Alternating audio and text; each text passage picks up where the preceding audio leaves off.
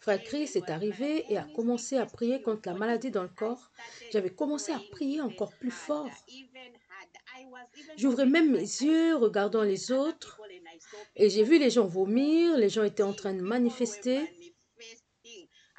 Je disais, Dieu, quand est-ce que mon propre vomi sortira? Toi, diable, partout où tu opères dans leur vie, ton temps de la déception est arrivé à la fin. Ton temps de voler, de tuer et de destruction est arrivé à la fin. Je t'ordonne, toi, diable, de partir dès maintenant. Pars avec ta servitude, pars avec ta maladie, pars avec tes cauchemars, pars avec ta douleur, pars avec ta dépression. Je m'appelle Karina et je viens de Namibie. C'était le 1er décembre 2023. Je m'étais réveillée en pleine forme, je m'apprêtais pour aller au travail.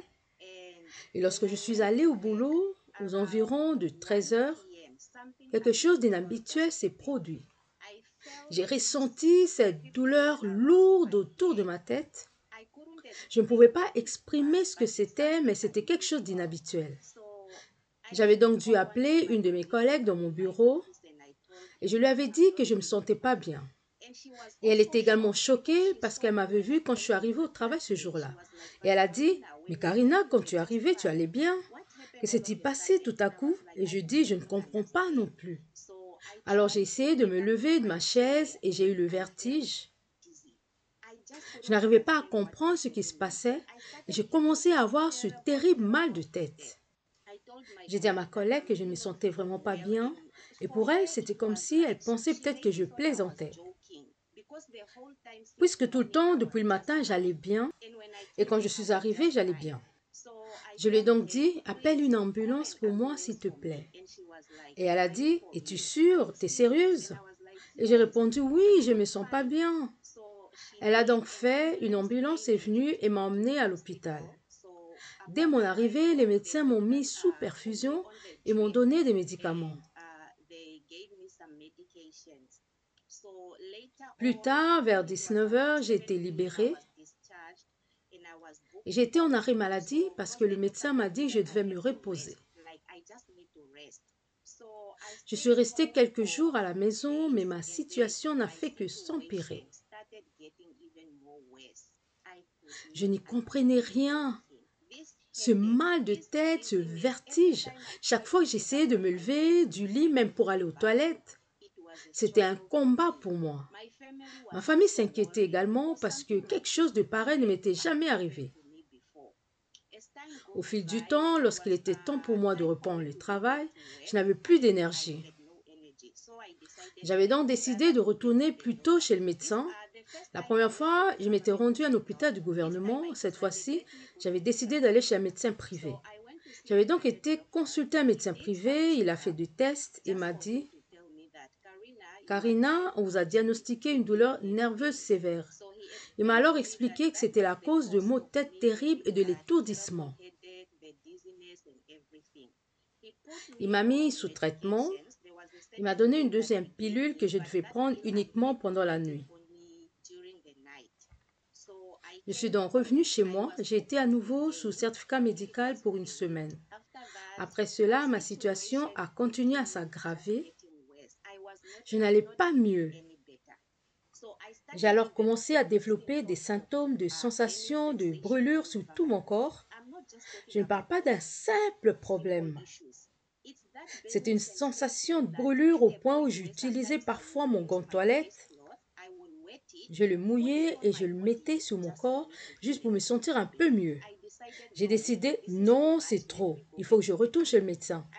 Je me souviens très bien quand je suis retournée chez le docteur. Il a dit, Karina, je viens juste de te prescrire des médicaments, ils ne sont pas encore terminés. Mais j'ai dit, docteur, mes symptômes sont en train de s'empirer.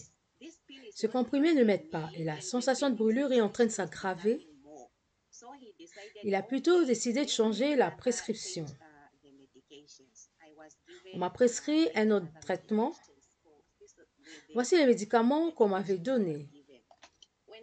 Quand je suis revenue à la maison, encore une fois, J'étais en congé maladie parce que je me sentais tellement fatiguée. Je n'avais aucune énergie pour quoi que ce soit. Même pour faire ma lessive, je n'avais aucune énergie.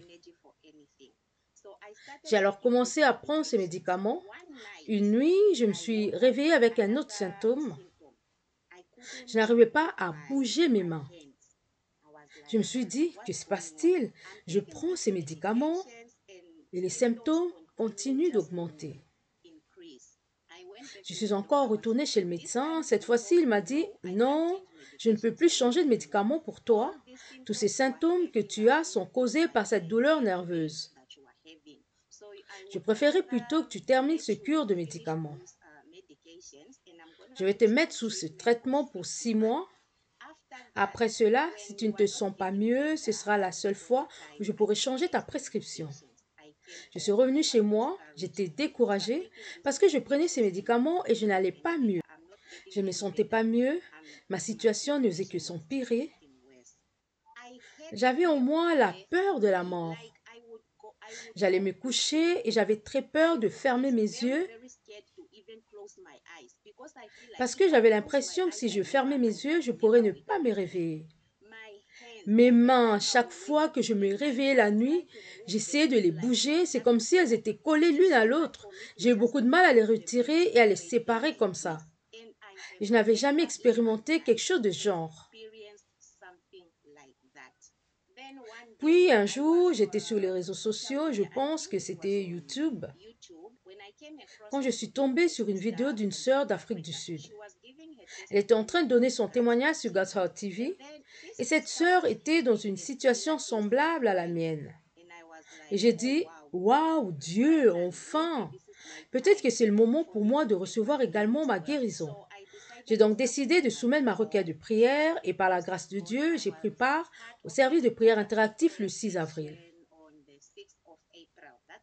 C'était la première fois que je me connectais. Quand frère Chris est sorti pour prier, les gens commençaient à vomir et j'étais là. Je me disais à moi-même, d'accord, à quel moment je vais commencer à vomir? Les autres étaient en train de manifester et j'étais là. Et j'ai dit, d'accord, peut-être que mon propre vomi arrivera plus tard, pas maintenant. Après le service de prière interactive, rien n'avait changé en ce moment-là. J'ai continué à prendre les médicaments. Un jour, je me suis mise à pleurer. Dieu, j'ai même pris part au service de prière interactif. Et ma situation ne change pas. Que puis-je faire? Et puis, je me souviens que c'était au beau milieu de la nuit. J'ai pris mon téléphone et j'ai décidé, j'ai dit, diable, tu es un menteur. Que Dieu me guérisse ou pas, il reste mon Dieu. Je vais encore soumettre une autre requête de prière. Et je sais que cette fois-ci, mon Dieu va me guérir à travers frère Chris. J'ai alors soumis mon formulaire encore une fois et j'ai été invitée à participer au prochain service de prière interactif qui se tenait en mai. Ce jour-là, quand j'étais assise, j'ai encore une fois vu les autres manifester et vomir. Je ne suis pas en train de vomir. Cela signifie que je ne vais pas être guérie. Dieu, que se passe-t-il? Je me disais à moi-même, cette fois-ci, j'attendrai que frère Chris arrive à la partie où il prierait contre la maladie dans le corps. Peut-être que c'est à ce moment-là que Dieu me touchera. Frère Chris a commencé à prier contre la maladie dans le corps. Je me suis mise à prier encore plus fort. J'ouvrais même mes yeux regardant les autres personnes et j'ai vu les gens vomir, les gens en train de manifester. J'ai dit, Dieu, à quel moment mon propre vomi va-t-il sortir? La prière est sur le point de terminer. À quelle heure vais-je vomir, mon Dieu? Je n'avais rien senti, je n'avais pas vomi, je n'avais pas manifesté. Après le service de prière interactif, peut-être 2 ou 3 jours plus tard, je suis allée au travail ce jour-là et il était environ 13 heures. J'ai réalisé que je n'avais pas pris ma tablette ce jour-là. La peur a commencé à m'envahir. Comment vais-je vivre ce jour? Dois-je rentrer chez moi? Et une autre chose qui m'a choquée, c'était que je n'avais aucune douleur.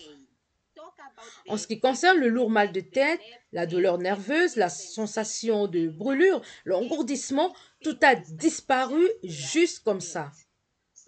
Je me suis donc dit à moi-même, suis-je guérie? Devrais-je retourner chez moi même si je ne sens rien? Mais j'avais décidé d'attendre la nuit quand je quitterai le boulot vers 17 heures. Et c'est à ce moment-là que je prendrai le comprimé. J'avais fini mon service à 17h30 ce jour-là.